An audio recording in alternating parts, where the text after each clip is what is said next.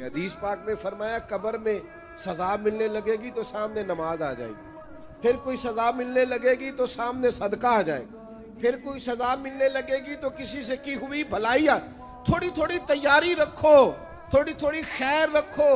تھوڑا تھوڑا کسی مسکین کو کھلاتے رہو، چھپا چھپا کے پیر جمعرات کا روزہ رکھتے رہو، کبھی کبھی سارے گھر میں سوئے ہوں تو رات کو اٹھ کے نفل پڑھ لیا کرو، کچھ راز نیاز کچھ نیکیاں چھپا کے رکھ لو، وہ بڑا کریم ہے، یہ جو چھپی ہوئی نیکیاں ہوتی ہیں ان پر بڑا ہی فضل فرماتا ہے، وہ بڑی مزیدار کام آ جائیں گی، ان کا بڑا نتیجہ نکلے گا، صبح قیامت بڑا اعزاز ملے گا، اللہ کے حضور پذیرائی ہے ان نیکیوں کی، اپنی آخرت کے لیے ان نیکیوں کو تیار کر کے رکھیں، اپنی بھی تیاری کرنی ہے، لیکن جو اپنے چلے جائیں نا ان کو بھولنا نہیں، وہ جو قبروں میں چلے گئے وہ ہمارے اپنے ہیں، کچھ قبریں نا بڑی شکایت کرتی ہیں، قبرستان جائیں تو قبریں شکایت کرتی ہیں کہ زمانہ گزر گیا ہے کوئی آیا نہیں،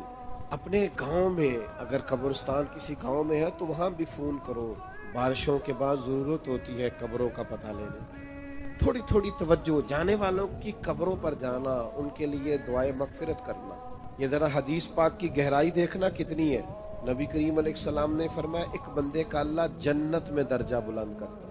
تو درجہ تو بلند ہوتا ہے بندہ نیکی کرے تو آخرت تو دار الجزا ہے، وہ دار العمل ہے ہی نہیں، اب درجہ کیوں بلند ہو رہا ہے؟ تو بندہ عرض کرتا ہے مالک اب تو میں نے کوئی نیکی نہیں کی، اب میرا درجہ کیسے بلند ہوا؟ تو اللہ فرمائے گا تیرے پچھلوں نے تیرے لیے دعا کی ہے، بخش میں نے پہلے دیا ہے، لیکن اب جب وہ دعا کریں گے تو تیرے درجے بلند کر دیے جائیں گے۔ یہ جو ختم شریف ہے یہ ماہانہ یا سالانہ نہیں، یہ روزانہ،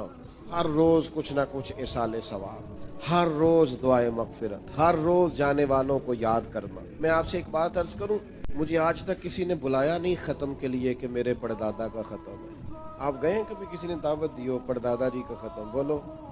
زیادہ سے زیادہ دادا، کوئی بڑی مشکل سے، ورنہ والد تک لوگ رہتے ہیں، کیوں بھول گئے ہم نسل نہیں ہے ان کی، پردادا نہ ہوتے تو دادا ہوتے تھے، ہم بھول جاتے ہیں اپنے بڑوں کو، اپنی نسلوں کو یاد رکھیں، ان کے لیے دعائیں بخشش کریں، ان کا خیال کریں، خاص طور پر اصالِ ثواب کا اہتمام گاہے گاہے کریں، یہ بڑا ضروری ہے۔ اور قریبی جب دعا مانگتے ہیں نا، جب بھائی دعا مانگتا ہے تو ذرا درد سے مانگتا ہے، بیٹا دعا مانگتا ہے تو ذرا درد سے مانگتا ہے، جب اپنے کوئی دعا مانگتے ہیں تو پھر ان کی دعاؤں کا انداز کچھ اور طرح کا ہوتا ہے، ایک تو اپنی آخرت کی تیاری کریں، ایک جو گزر گئے ان کو بھی بھلائے نہیں، ان کے لیے بھی تیاری رکھیں۔